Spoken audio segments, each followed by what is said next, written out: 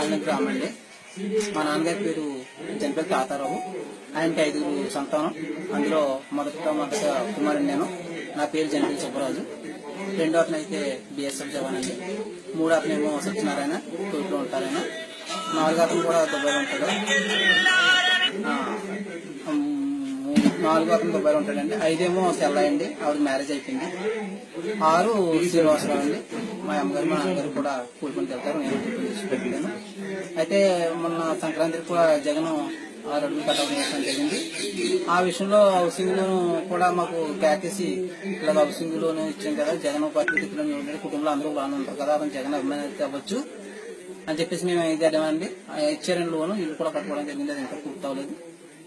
ఇలాగా చేస్తాడంటే మేము నమ్మదగ్గ విషయం కాదండి. అది ఎలా జరిగింది అన్నది ఇంకా కొత్తగా జగన్ అభిమాని 6 అడుగులు కట్అవుట్ కూడా పెట్టాడండి. మానసిక పరిస్థితి తిరిగిలేదండి అతనికి. ఆరోగ్యవంతుడే, ఏ విధమైన ప్రాబ్లం లేదు అతనికి. ఆడొక్కడే పెట్టాడు. దాని గురించి కూడా సెంటర్ లో పెట్టాడు ఆయన. ఇలా చేస్తాడని నమ్మలేకపోతున్నాం సార్. మా పరిస్థితిలో నేను నాలైందంటే బుచ్చిరాజు గారు వస్తేనే సెకండ్ ఇచ్చుకునే స్టేజ్ లో మేము లేవు. దగ్గర రానివారు కదా. జగన్ అలా చేయడంటే నమ్మదగ్గ విషయం సార్. ఆయన దగ్గర సెక్యూరిటీ ఉంటుంది, అన్ని ఉంటాయి. వాళ్ళ దగ్గర రానిస్తారా? భుజం మీద తీసేంత ఇది చేస్తారా ఒక సామాన్యుని? ఎందుకంటే బాధాకరంగానే ఉందండి ఈ విషయం. మరి లేనిపోని ఎంత వచ్చి పడింది దాన్ని మరి ఏంటి అన్నది. మా పరిస్థితులు పేదరికం, పూట కడదాం. అటువంటి పరిస్థితుల్లో వాడు చేసాడు ఏంటంటే నమ్మదగ్గ విషయం కాదండి.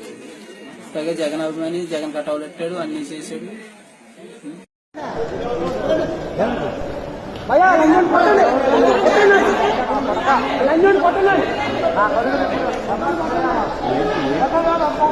జగన్ ఎవరు కోస్తారు? జగన్ కోసారు, ఎవరు కోస్తారు తెలియదు.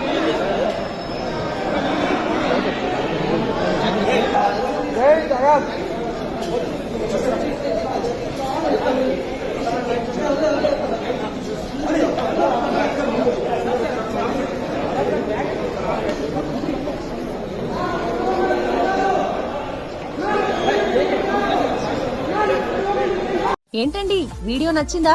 అయితే ఓ లైక్ వేసుకోండి, లేదంటే ఓ కామెంట్ చేయండి. ఎప్పటికప్పుడు మా వీడియోస్ చూడాలంటే సబ్స్క్రైబ్ చేసుకోండి.